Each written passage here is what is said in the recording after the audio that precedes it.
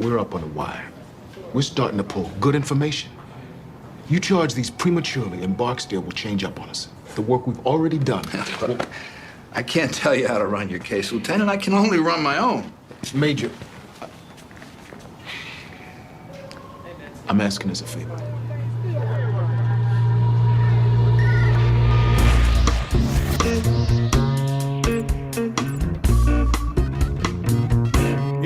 Alex Cottrell and Toby Huntingford present Caught on the Wire. This podcast is an episode-by-episode analysis of HBO's widely acclaimed TV series about the city of Baltimore, its people, and its many problems. Find more information about the show and all the episodes online at caughtonthewire.wordpress.com.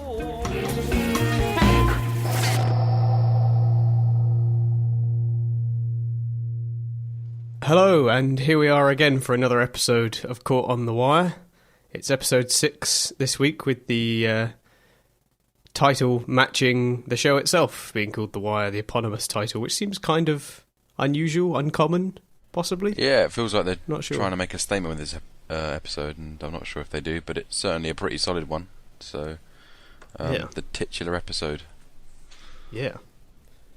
I have to apologise in advance if I sound a little bunged up or you hear any obnoxious coughing or sneezing at any point, which hopefully you won't, but I've been a bit under the weather for the past few days, so just powering through it for the podcast today. Well, the autumn flu, it's on its way back, isn't it? Or the cold weather. There we go, right. But yeah, no news to report, I don't think. No, unfortunately not. We did do some news last week with the whole HBO announcement, but I don't think we've got enough really to make a common news section, or a regular one anyway. The Wire's kind of a bit dead as a show now. So I did watch that trailer. Yeah. Or the teaser trailer. I mean, it wasn't much, really. In fact, it didn't show anything. But it got me excited, but it shows that it's happening. It shows that it's happening, and it gave you some nice memories of The Wire, I guess. But I don't think they even showed any characters. It was purely just a black screen and some text, just a little graphic, wasn't it? Yeah. So, yeah.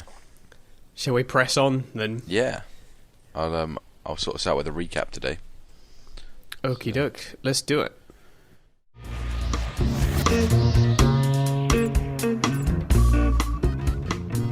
Cool. Right. Okay. So I think we have around 15 sections. There's a lot going on here. Not quite as bitty and all over the place as last week, in terms of the episode structure. But I've tried to make sense of the things that go on here. So let's begin. So our first scene, we begin by seeing Brandon's bloody display to the neighbourhood at one end of a wire, and Wallace's wake-up routine at the other. We see that Wallace makes himself responsible for the upbringing of a number of other kids to save them from being taken into social services. Wallace ensures they have all done their homework and that they're fed for the day at school before heading out with Poot to begin the day's drug trade.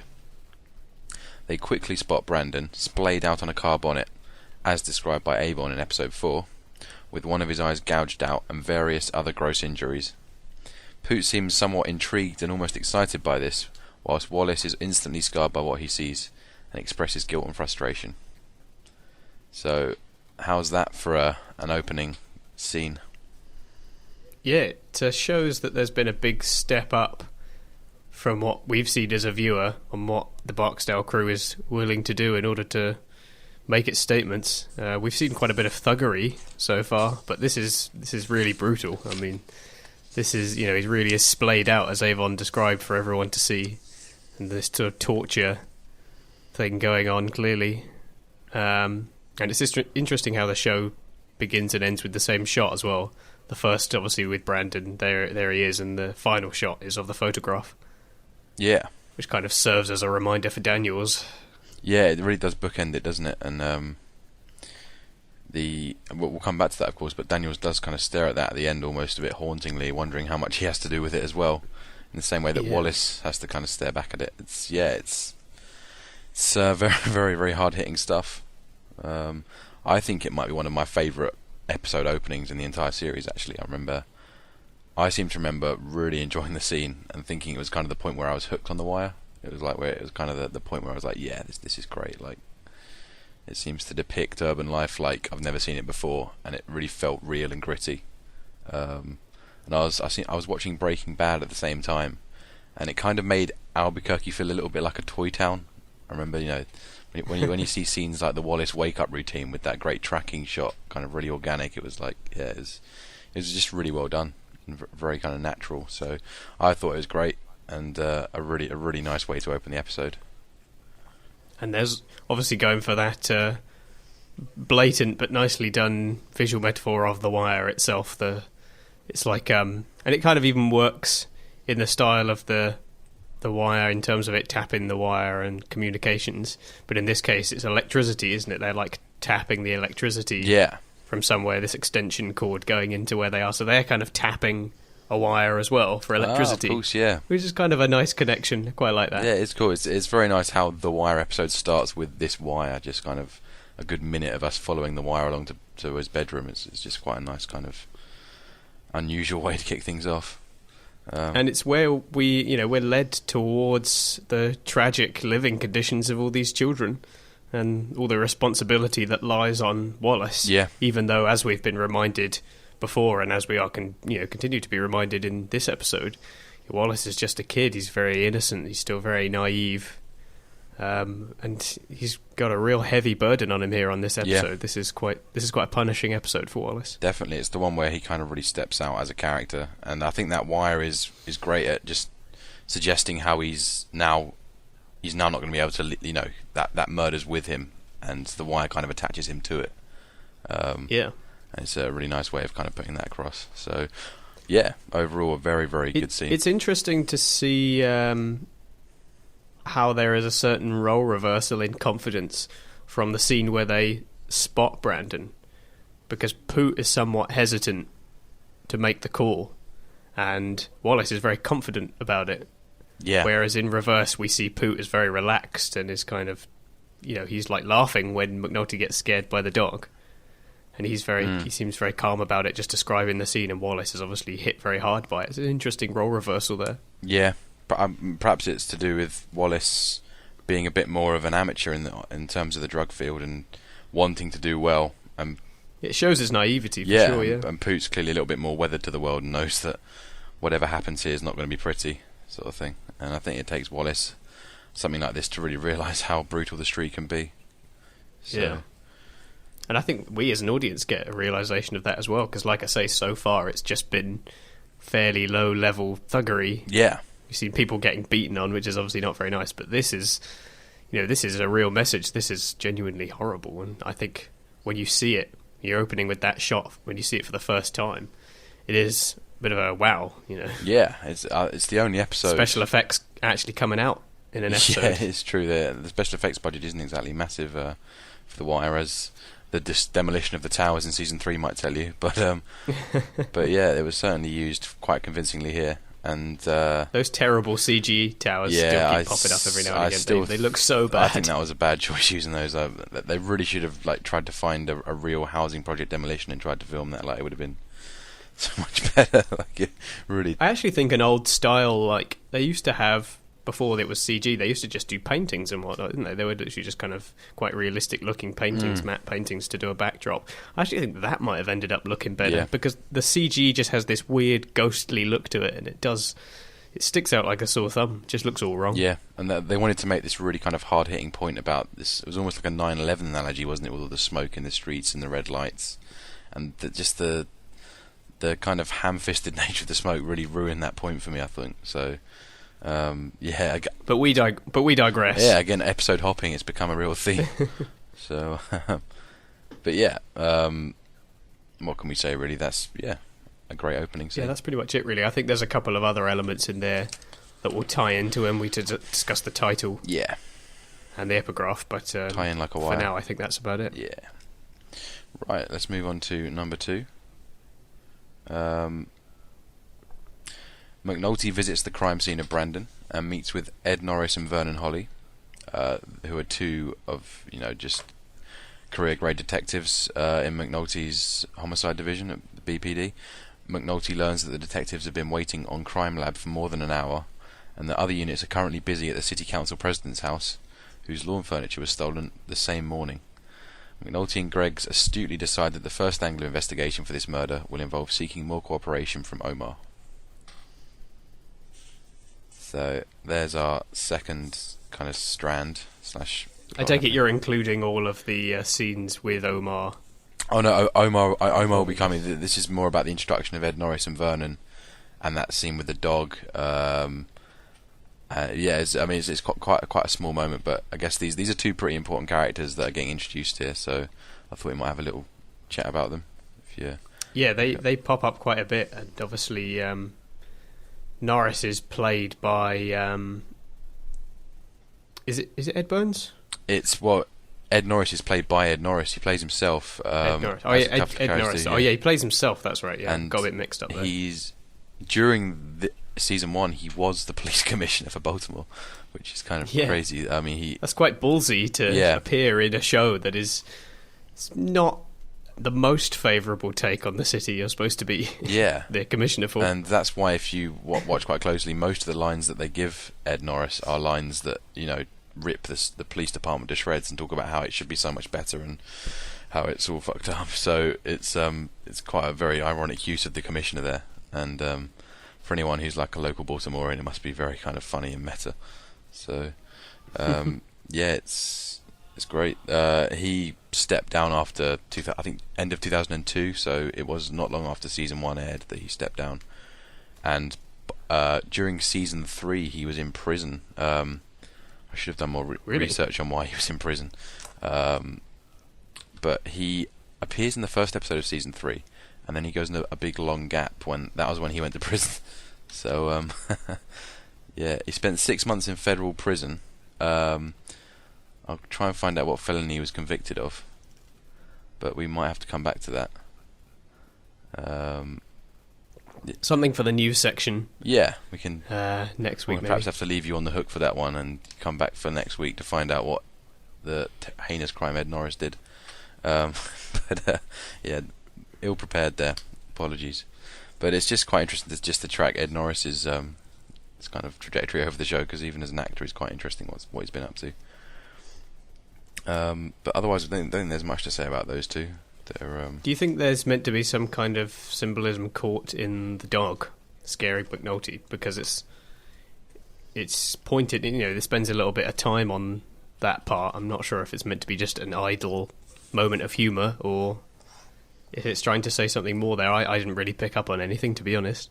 No, it was the thing that I liked about that scene. It was a way of connecting Poot with McNulty, because you see Poot laughing at the fact that McNulty was kind of scared the shit out of by this dog, and there's not too many connections between the street and the police at this point, so it created a nice little link there.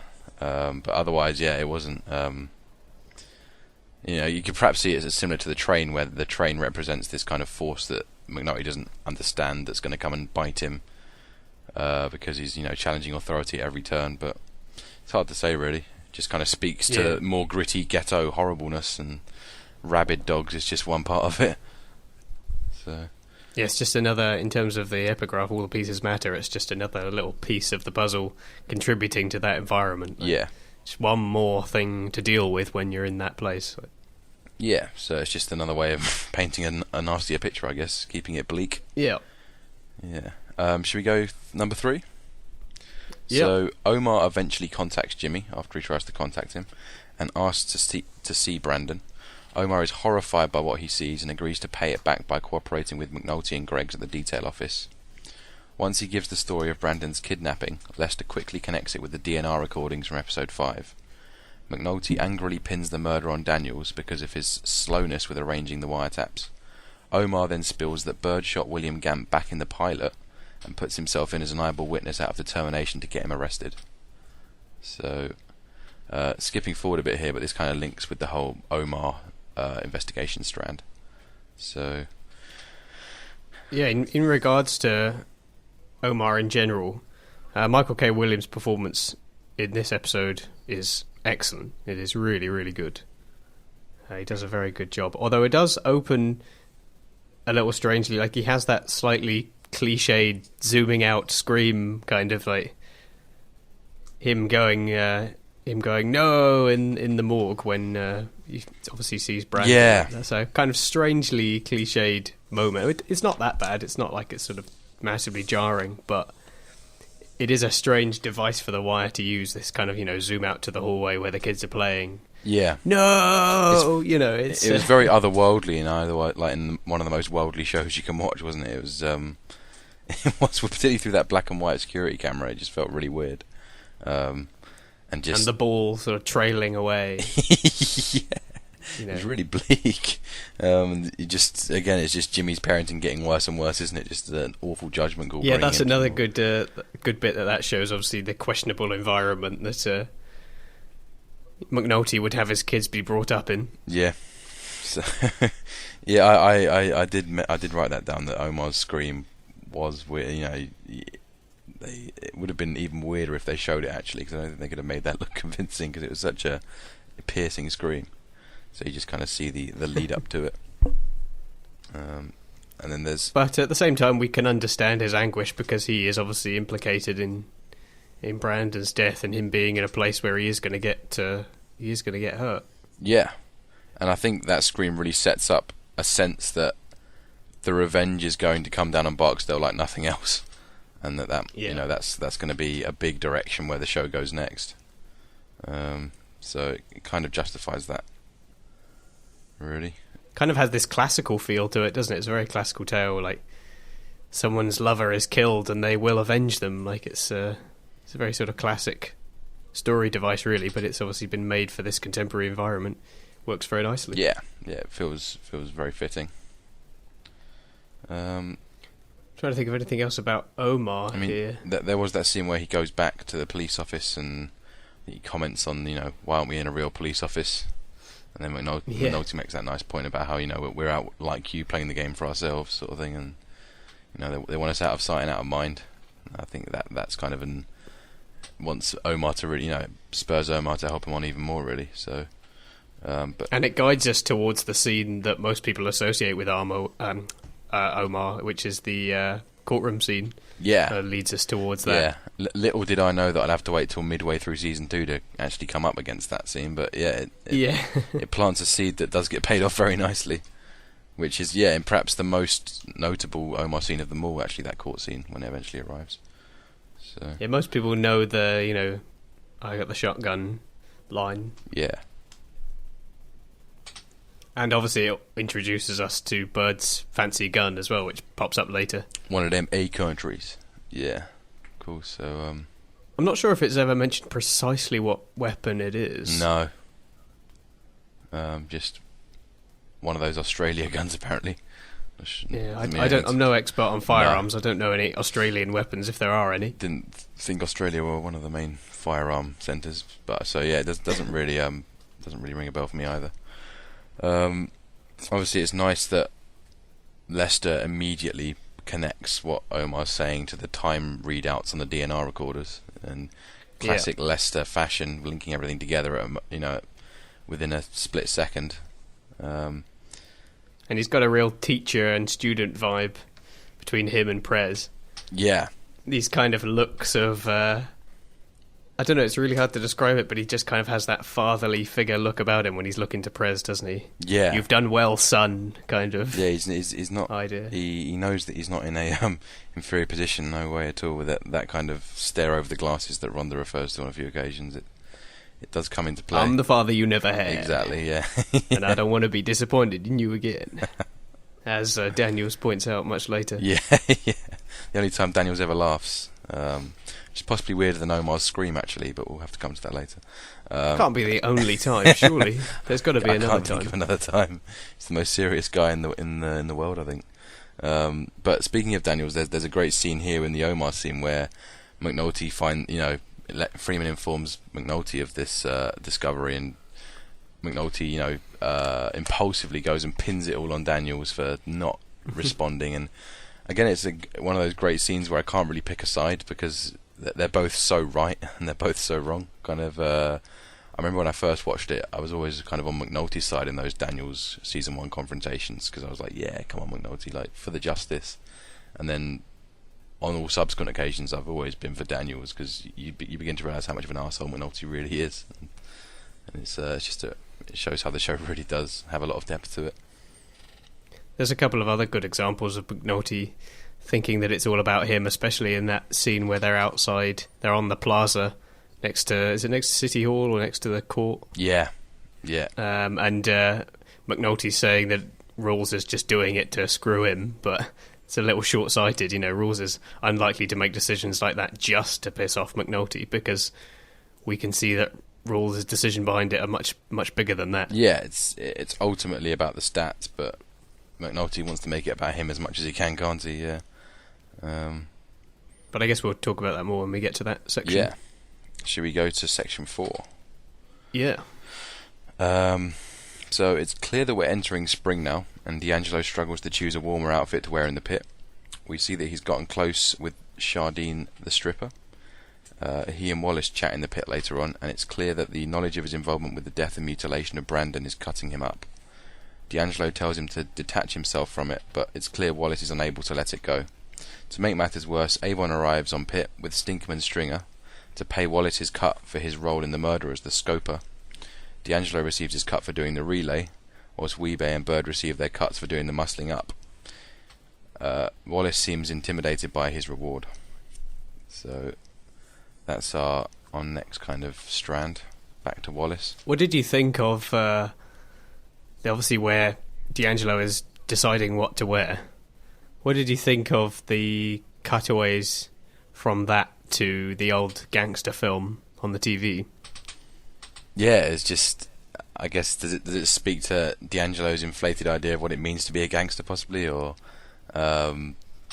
it's a tricky one. I mean, the Wire does a few of those kind of cutaways to telly shows, and I guess it's never really clear what they mean. I guess it just means whatever you want it to mean. I think they often show other HBO shows or even David Simon shows. I know Oz appears in one of those cutaways, but yeah, I mean, did you have any takes on that? I didn't really have much to say about the TV cutaways itself. Well, I was going to mention that it might be a comparison between gangsters old and new, Yeah, in a way, in a simple case based on what they're wearing, but also their actions as well. yeah. So it's just kind of a little comparison, I guess. Yeah, it's certainly a nice way of stimulating the mind, and it kind of it goes well with that scene, that very unconventional scene where Avon comes onto the pit to kind of look over his empire almost in slow-mo and in full soundtrack mode without, non-diegetic. Every time I see that after the first time, I'm just like, it's so out of place. It's weird because the first time round, the Wire didn't quite know what it wanted to be, did it? So it didn't feel that out of place. I'm not sure I'd noticed it that much, but yeah, it's really weird, isn't it? As I often do with these weird scenes, I do quite enjoy it, and I still do. Like it's one of those rare scenes where the Wire dared to be a bit cool, or at least tested how cool it could be. I think before realising that it didn't need to try and be cool to be cool, if you know what I mean. So. Well, maybe this was another call from the HBO executives. Yeah, it does feel like it, doesn't it? We've not seen any particularly cinematic shots. Please include a sort of badass entrance to the pit. Yeah. Is it ever really explained why there's nobody on the rooftop taking pictures of this when it's going on? Because it's established prior to this scene that we've got people on the rooftop watching the phone, and then this kind of happens, and it's not really... Is there just nobody there? That's not really covered. Maybe I'm wrong. Isn't this the scene where, as Avon walks off the pit, we see Sant'Angelo finish taking a piss up on the roof, and then he goes back to his binoculars, and we appear that he's appeared to have missed it all? Or is that perhaps another episode? I think it might be another one. I don't recall seeing it. That must be one hell of a piss, because the scene lasts for That is true. 3 minutes. Particularly if Avon was operating in slow-mo and he wasn't. Like, it would have gone on forever. So now that's character depth. We learn that Sant'Angelo pisses like a racehorse. Yeah. Yeah. There we go. So yeah, it's I don't know. Maybe that's the explanation. I'm not sure. No, it's a fair point though. It looks like it's the middle of the day, and they've established that they do phone monitoring in shifts, and Apparently no one's there. I guess they don't know who Avon is, though, do they? Really? I mean, they've got a picture, but they're not going to identify him from, a couple of 100 meters away. And they're probably used to seeing loads and loads of people interacting in the pit and exchanging money and the rest of it. So it could just look like any other old, gangster interaction, as far as they're concerned. Particularly if you've got someone a bit incompetent up there, like, Herc or Sant'Angelo. They're not going to be able to, look for the things that matter. So I suppose so, yeah. They might not be quite as well tuned in. They're just there to get their hours done, it feels. Yeah.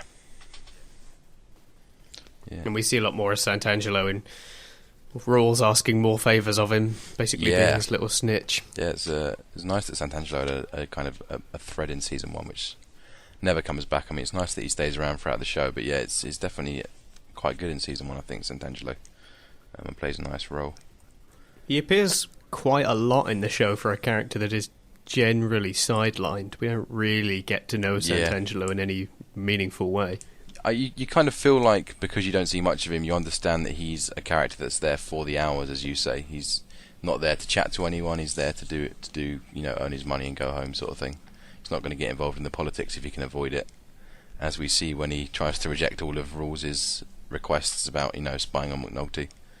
So perhaps that's why he doesn't really receive much of a definition, apart from his pissing habits. So yeah, I think we will come to Sant'Angelo. Should we go to our next bit? Yeah, let's move on. Right, so D'Angelo spots Cass leaving the grocery store with a heavy bag, and works out that she's been stealing money to keep herself afloat. D'Angelo smashes all her eggs to intimidate her into stopping the stealing. D'Angelo rearranges the pit hierarchy to put Cass off the stash. D'Angelo refuses to tell Avon or Stringer about this incident, later confiding in Wallace, telling him it would only achieve more violence. So, this is a follow-on, really, from Stringer's strategy to find the snitch, or the supposed snitch, from last episode, about, punking Jarl, as they say, stopping payday on Friday. Yeah.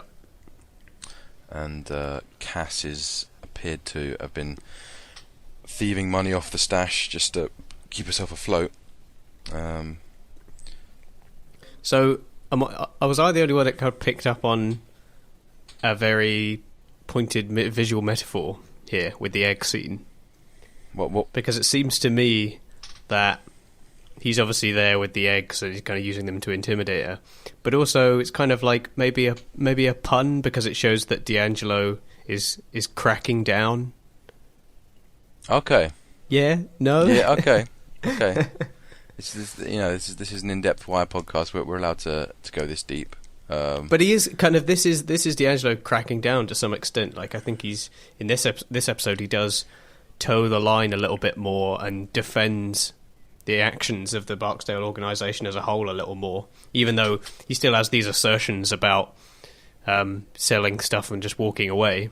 He does actually do a lot more defending of the actions of the Barksdale organisation in this episode, and this kind of intimidation that we see is somewhat uncharacteristic for D'Angelo so far. So we kind of see that he is cracking down a bit, and then when he was throwing these eggs on the floor, I just cracking down just came into my mind. I don't know if that's just a cheap pun that I've picked up on worthlessly. I think you're on David Simon's wavelength. I'll go with you on that. But yeah, I mean, certainly a unique take on it. I don't think I've ever heard the egg scene discussed. It's never one that comes up, is it, in fan discussions, really? So it's nice that we get the chance to break it down. So it's just, it's a weird one. I mean, Cass only stole from the stash as a result of Stringer's plan in the first place. So if D'Angelo did actually tell Stringer about it, she'd have been brutalised for absolutely no reason.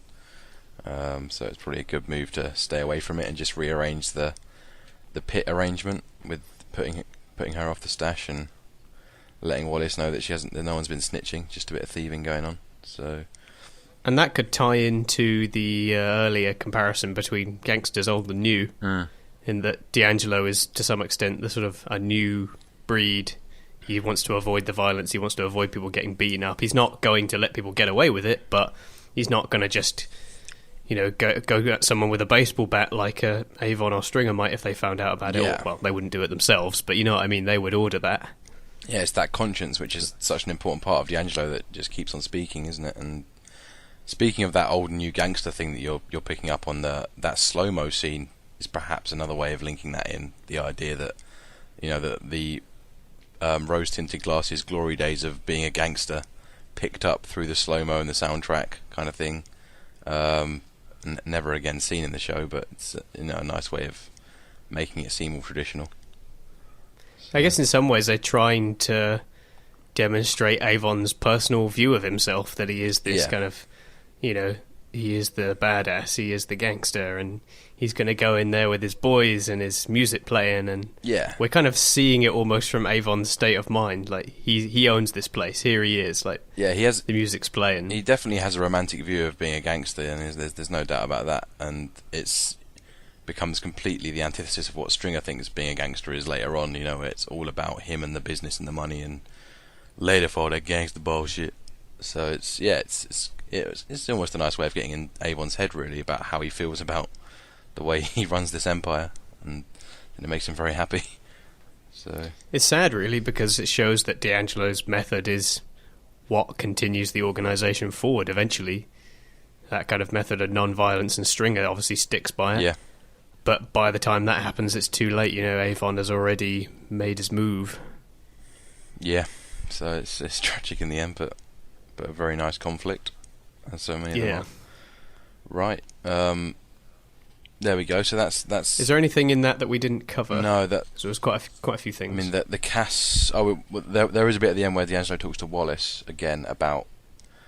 I think that they discuss Brandon more and the fact that Wallace just can't get over it. And is that the bit where they talk about going back to school? I don't think that's quite yet, is it? But oh yes, there's a nice nod in that scene to D'Angelo's earlier lie about the Crescent murder, where Wallace asks him about the girl, and D'Angelo goes, "What girl?" He's kind of like forgotten his own lie. Yeah, it's a classic lying trait, isn't it? You don't really remember it. So it's a nice little nod to what happened earlier. Yeah. So for the astute viewer, all the clues are mounting up that D'Angelo's been bullshitting from the start, really. So that is nice. But yeah, I mean, the Cass scene was quite a small one. I thought I'd just put it in as a nice little, because it kind of stands alone as a strand. So I'll move on now to the detail office, a bit more meaty. Okay. We see that per Lester's request, the detail has been kitted out with wiretap intercepts for the payphones and the low-rises. Lester teaches us all about the legalities of wiretap intercepts, including the requirement for monitoring and only listening in when you know one of your targets is using the phone. So Lester demonstrates his incredible ear for conspiracy by schooling Prez that even phone calls where drug talk is not present can be pertinent to the case because of their demonstration of evasive and coded language. And the detail rack up a number of the Barksdale's pager numbers, and Prez proudly tells Daniels that they'll be needing a larger file cabinet to deal with all the intel they're gathering. So, yeah. How did you find the detail developments this episode? Well, I already mentioned how there's the student and teacher vibe between Freeman and Prez. It's nice to see Prez obviously getting, showing his worth. I mean, he started off well and he's kind of continued as he was, really. But ultimately there's a feeling of desperation because it feels like a little too late. A little slow, a little late, Yeah. And McNulty obviously makes that known to Daniels, as you mentioned before.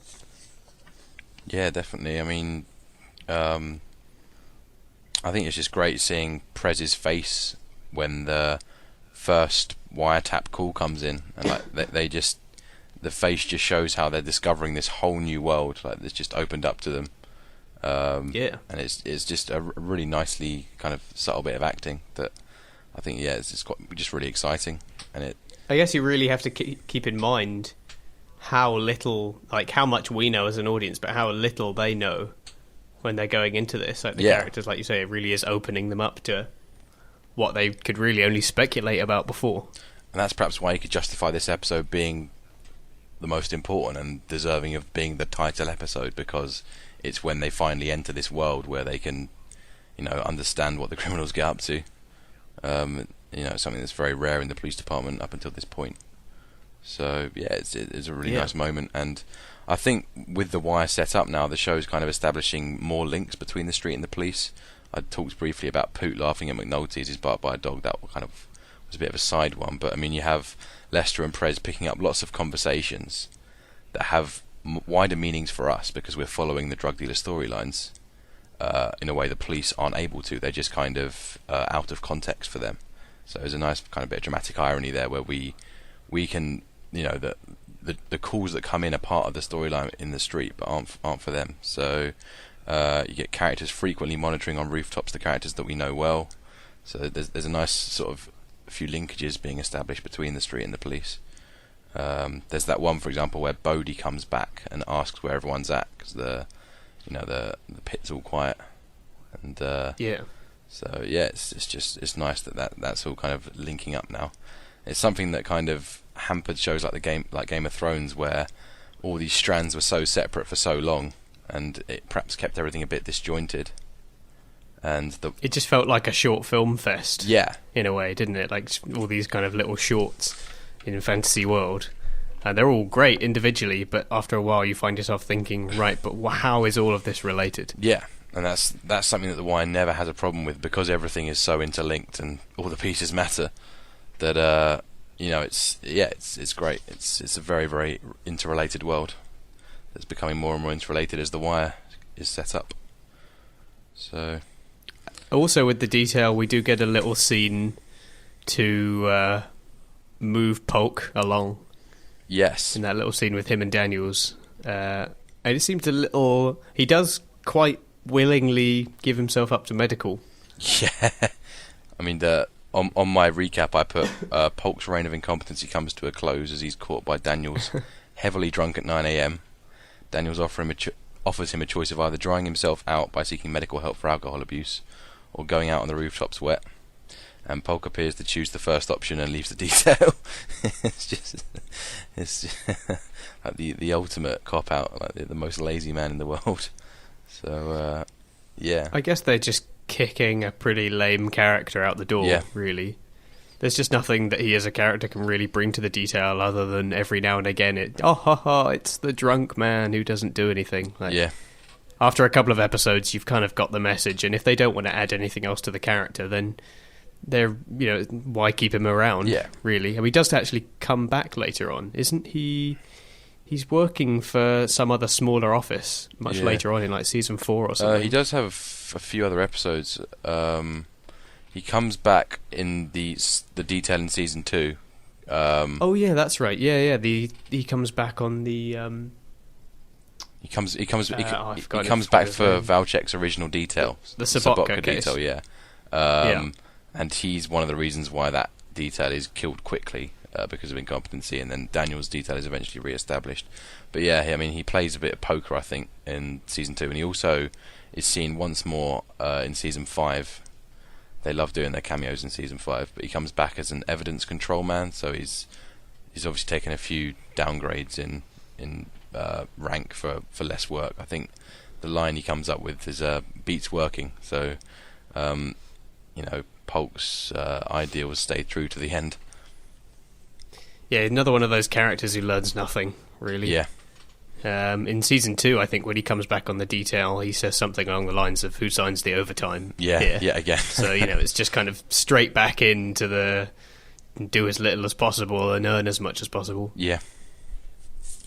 So he's quite a good character, really. I mean, he demonstrates a great point in not a very subtle way, but he's quite good. He's fairly kind of one-dimensional, though. He's just kind of there to prove that point and little else, really. He doesn't really interact with any of the characters in any way. No.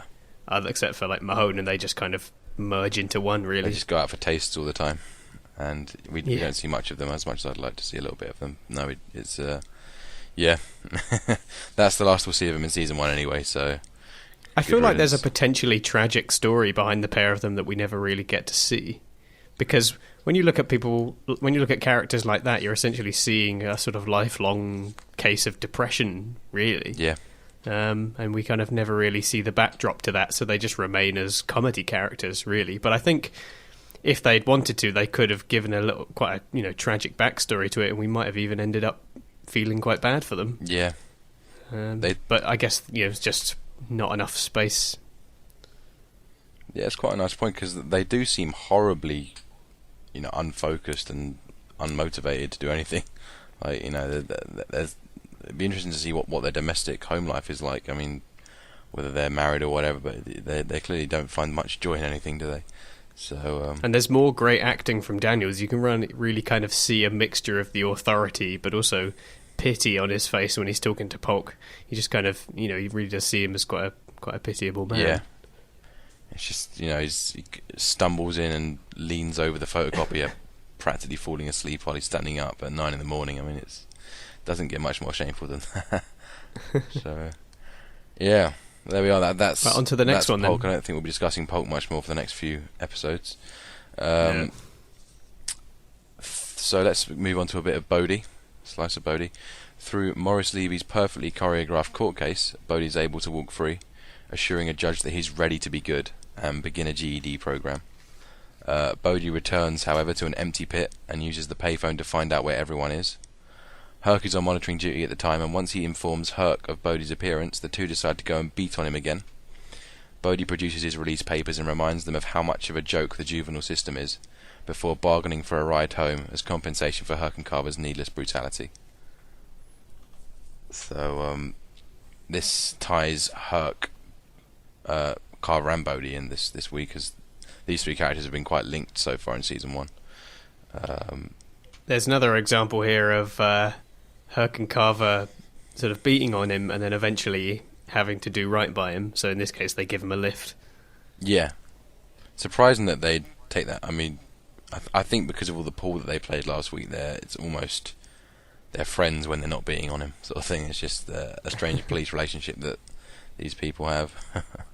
But we see that a lot with Carver. He has this kind of they're friends but they're enemies, kind of they're good enemies in a way, I guess. He has that relationship with Namond in season 4, for example. Yeah.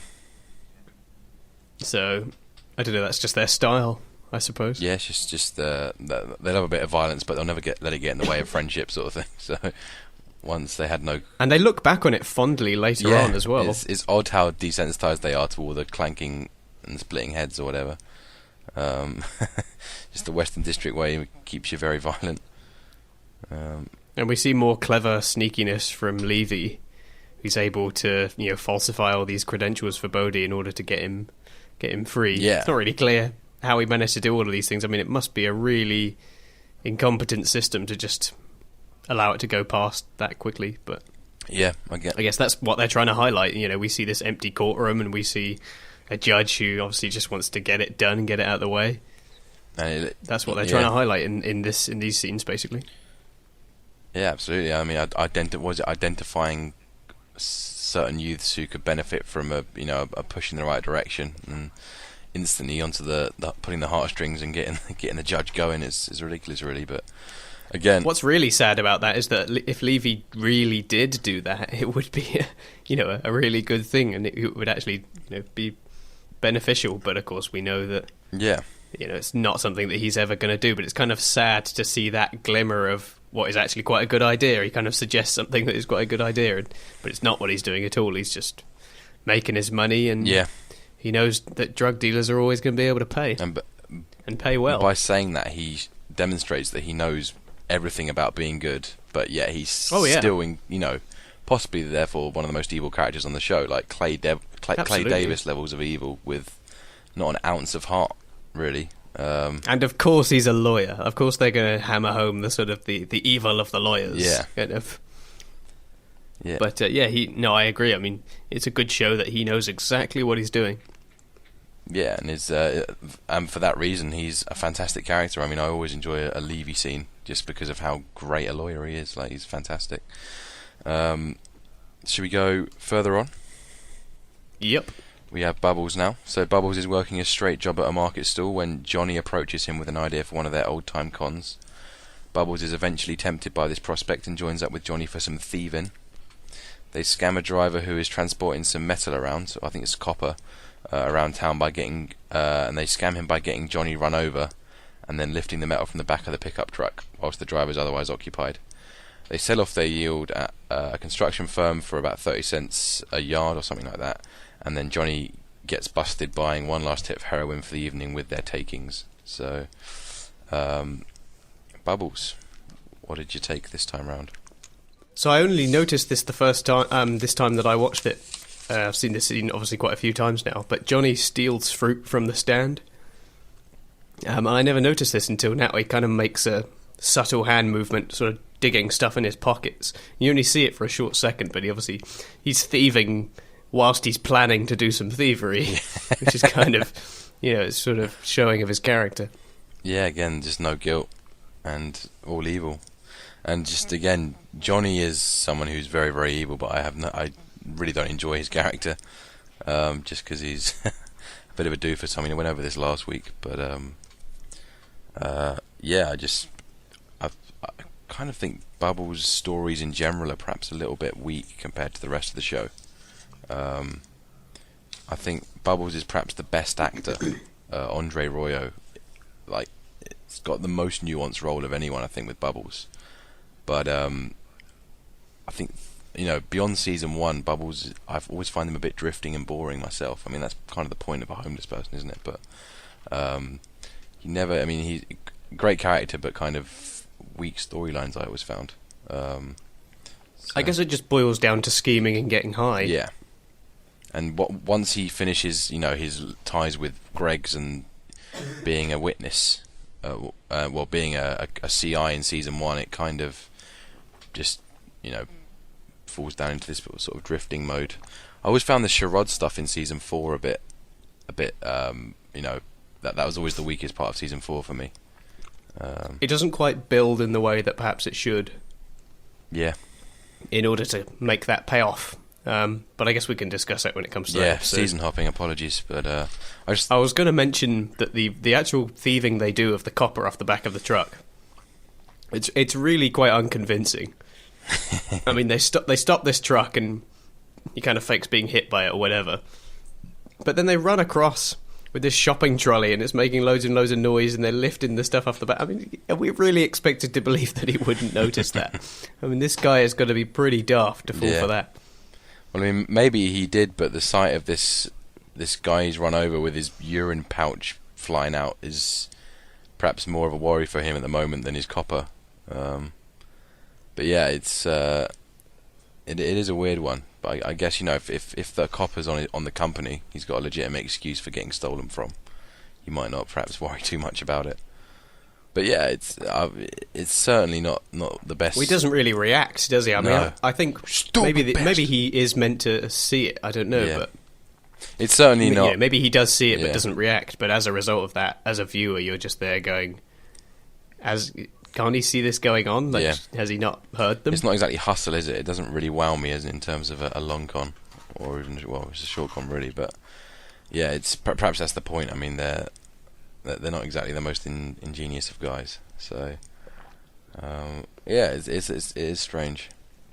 And they get 30 cents a yard. I mean, doesn't sound much, but they seem to be able to afford a few hits of heroin from it, so it can't be too and of course, more bad luck befalls Johnny as he gets arrested outside whilst getting a second taste for them. Yeah,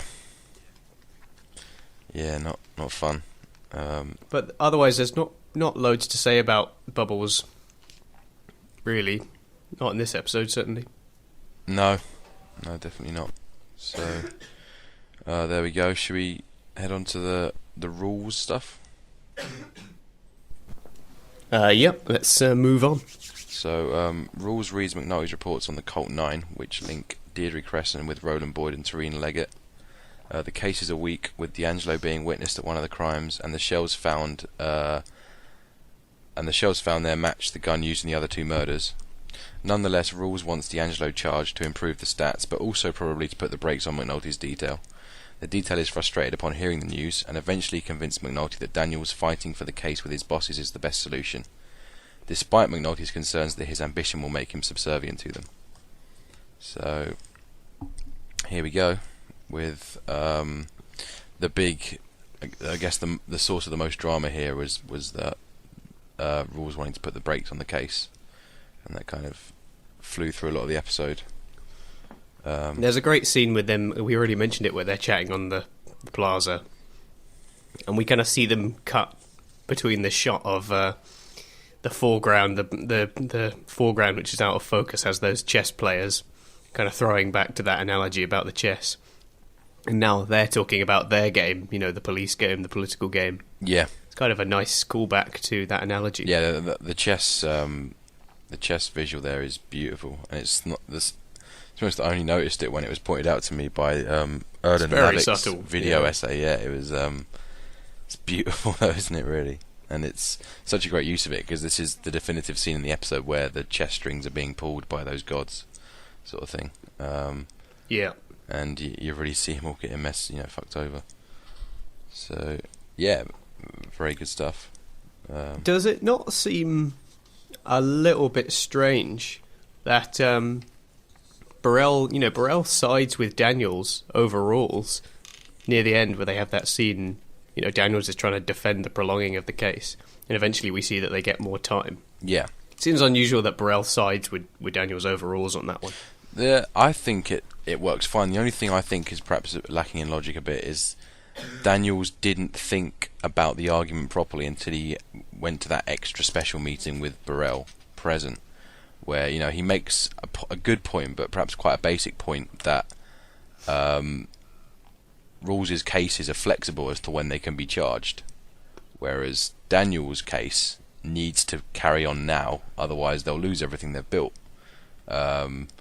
And it didn't occur to him to say that when he spoke with Rawls at first, and he uses that as kind of the big jaw-dropping finisher, which is quite satisfying for him. He delivers it very well, but it's just strange that he only thinks of that at the last minute. So yeah, it's a bit better late than never, I suppose. Yeah, but I thought once you say that, it's very hard for even Burrell to not see the logic in letting them carry on with the case and saving the charges for later. Because as he says, the charges will always be there. The stats will be there to be granted. You just got to wait a little bit. So yeah, because it's interesting in the scene we see earlier with Rawls and Jimmy, and Rawls gives a defence of the system and of the kind of way that it's run and the rotation, and why Jimmy can't just do what he likes all the time. And it's a well-reasoned argument, which kind of ties in with him talking about how reasonable he is, and Landsman's brown nosing to the max. Yeah. Which is just a kind of source of humour in that that scene, if nothing else. But it's interesting that it just kind of falls away into the stats again. It feels like a convincing argument, seeing as we're seeing it from the beleaguered detail and how they're stuck by having to obey to all these systematic rules. But it ends up as a good argument for it, and then eventually it just falls away and that's how we keep our numbers going. And you're just kind of like, But less convinced now. When he said, in a city, an exceptional city like ours, where we have 300 cases a year, this is perhaps the only efficient way to keep a handle on it. It was quite a convincing case that this rotation system is what you need, and eventually it's just about keeping the ticks in the boxes. But yeah, out in the field, it really feels like it should be more than that, definitely. But I guess it comes down to deciding whether the police are going to merely sort of maintain these numbers or contain them in some way, or if they're actually going to do something to try and bring it down. Yeah. And that relates to the epigraph, which we'll talk about later, so I'll hold off on that one. Excellent.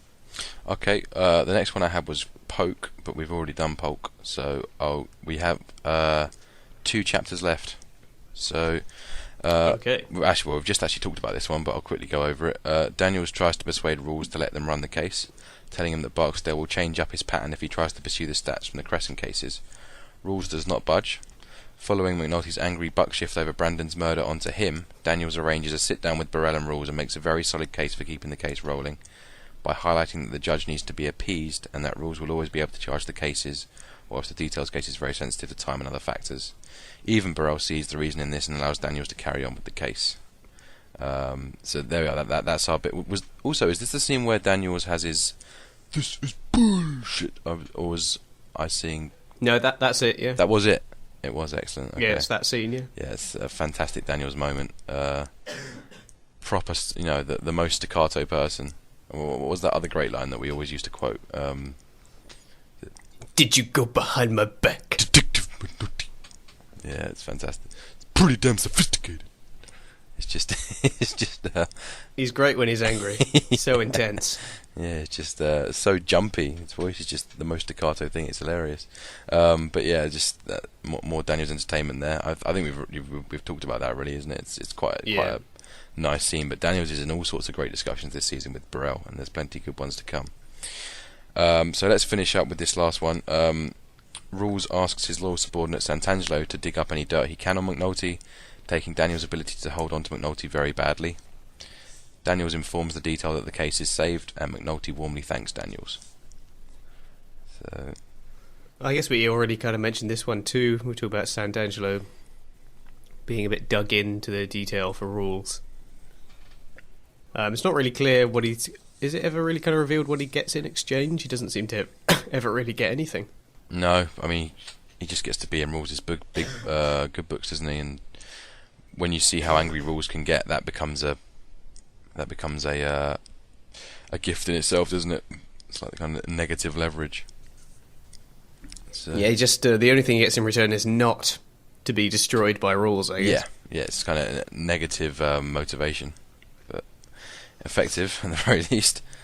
And you also see in that scene, Rules' family portrait is pointed towards the camera, and it just made me think of how much I'd have loved to have seen a little snippet of Rules' kind of home dynamic, particularly with what we know from season 3 when he, his little gay club interlude. So yeah, he is kind of revealed to be a homosexual, which is kind of very, very softly done. It is just kind of like an oh, by the way, which is interesting. But with all the faces he wears at work, it'd be great to see what he's actually like with his wife and kid. I've always thought that would be a really nice kind of, even if it wasn't contributing to the plot, it would be a really interesting thing to see.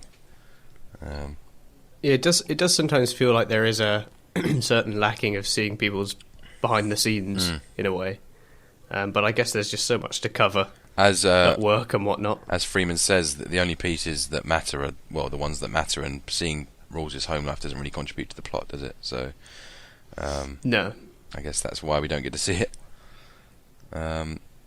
Yeah, so that's everything done. There was one more thing I was going to say about the scene. Actually, is we did brush over it at the start, but it ends with Daniel's looking at that photo, sort of staring intently at it, doesn't it? After McNulty kind of tried to pin the murder on Daniels for being slow with the wiretaps, and I guess you get a sense here that Daniels is possibly contemplating whether he's got any responsibility for this horrible mutilation.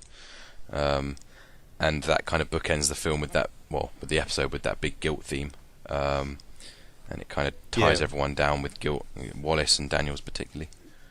So, and Omar as well. Yeah, I suppose he's got to feel, somewhat. It's those three, isn't it? They're all implicated in Brandon's death, and they all feel that weight. Yeah, and I no doubt imagine D'Angelo feels it as well, but he's just better at internalising it. And we can then, of course, contrast that with the characters such as Levy and Johnny, who don't have an ounce of guilt. So it's a nice kind of relationship to see throughout the episode. Well, I guess the difference between Levy and Johnny is that there's no malice in Johnny's one. It's just out of kind of... It's almost like he's on automatic. Yeah. Whereas with Levy, it feels very carefully planned, and he is really quite malicious about it. Yeah. They're kind of evil by two different names. There we go. Right, so I think that covers our discussion. Shall we move on to our little categories at the end? Yep, let's get to our little snippets. We're building something here, Detective. We're building it from scratch.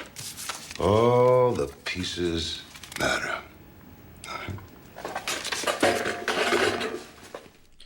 Cool. So, who is your standout character this week, Alex? This is a difficult one because there's not really a single focus in this episode. I don't know. I'm very undecided. What would you say? What's yours? Similar with you, struggle. Obviously, perhaps the most obvious one here is Wallace is really coming into his own. This is the episode where they choose to kind of flesh him out. So Yeah, it's a very good performance. yeah, considering I think he was about 14 at the time, like, it was very, very strong performance, and his guilt is just really kind of, really, he's to sympathise with. He becomes a very sympathetic character. Rules, I think, is fantastic. It's got some great scenes in this episode, and you see more and more of his scheming and conniving, and the way he wears different faces to various people to keep himself pretty with everyone. Yeah. So yeah, it's great, particularly when he's trying to bargain with Daniels over the cases. As a favour, the answer is no. It's just really, really nicely done. You can see all the cogs whirring in his head.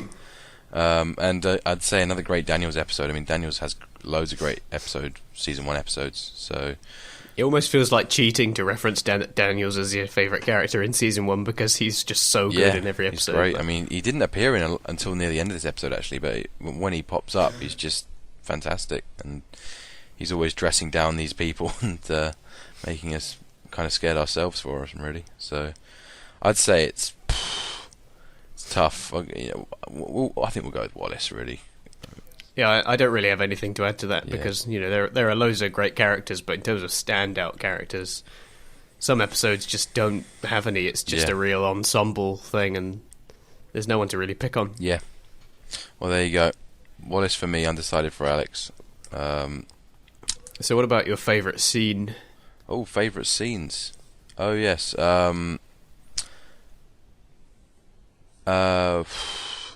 Anything with I don't know, that scene where Avon did stroll through the courtyard for me is very, very fun, even if it is very out of place. And it always gives me a great sense of satisfaction to see how much he enjoys it.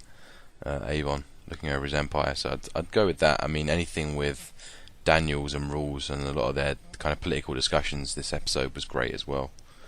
But I think even, perhaps the opening scene I should really go with. That's what I was going to say. Because you mentioned earlier how it's kind of the scene where you felt like you were really getting into it, and I think that's true. It's just a really well defined scene, and just tracking from the crime scene, with Brandon, and the fact that it is so close to where Wallace lives, and we go from that all the way to his bedroom and follow him through his responsibilities and these kids, and then we return back to the crime scene again at the end when they come downstairs. Like, it's a really nice scene. Yeah, it's I was silly to even dilly and dally there. It's definitely the strongest scene here, and it's not no True Detective in the way it does its tracking shots through the ghetto. If you cast your mind back to the one in, I think it's episode 4 of True Detective, which was unbelievable, but this certainly had a nice organic charm to it. And it was really going for that long take aficionado sort of extravaganza. It felt like it was trying to break 5 world records at once, that scene, and it probably did. So, well, there's a good video online talking about long takes, and this is slightly off topic a little bit, but I think it's Every Frame a Painting. Do you know that YouTube channel? No, he I kind don't of does actually. Film analysis, and he talks about long takes, and he mentions the True Detective one, and about how it is amazing. It is a real feat of direction and acting and everything, but it's also very obviously a long take. It's very much like, this is our long take moment, if you know what I mean. It's drawing attention But to he itself, isn't it? Massively. Yeah, and he talks a little bit about how Steven Spielberg does lots of very subtle long takes that you don't realise they're long takes. So that's the kind of these methods of having this very pointed, very technical, very fancy long take, and then something like Spielberg's work, or in this case The Wire, a lot more subtle long take instead. They're just kind of two different techniques. But yeah, Every Frame a Painting on YouTube. That's a great channel. Check it out. All right. Nice bit of film analysis about cinematography. I'll be doing It's that nice. as well. Every Frame a Painting. Right. Okay. Title thoughts. Title. Another So the eponymous episode. Yeah. Well, I guess it opens with a very obvious visual metaphor, the wire itself, and I mentioned about tapping the wire and tapping the electricity wire, kind of tying the two together there. In terms of other references in this episode, I don't know, it feels like there's a lot of statements in this episode that are manifestos for the show. certainly the epigraph is. Yeah. Yeah, I was just saying, as it's the episode where they start their their understanding of the criminal world. They make their first step into that new dimension almost. It almost feels like that's kind of what the title is. It's just stating the claim that the show's almost started. And yeah, in a way, everything so far has just been prologue. Yeah. Yeah, you're now seeing the secret world that you wanted to see. I guess after the 5 episodes, that's established the world for you, and then it opens up with the kind of the resolution, I suppose, of the Brandon incident. Yeah, and then it is very much like, okay, now we've introduced you. Let's do it. This is the one. Yeah, exactly. And it's great that it starts off with a day in the life of Wallace. There's no point in introducing it. It's now become routine, and so we see Wallace's routine to start things off, which is really nice. And yeah, I what else did I think really about the title? I was thinking the wire.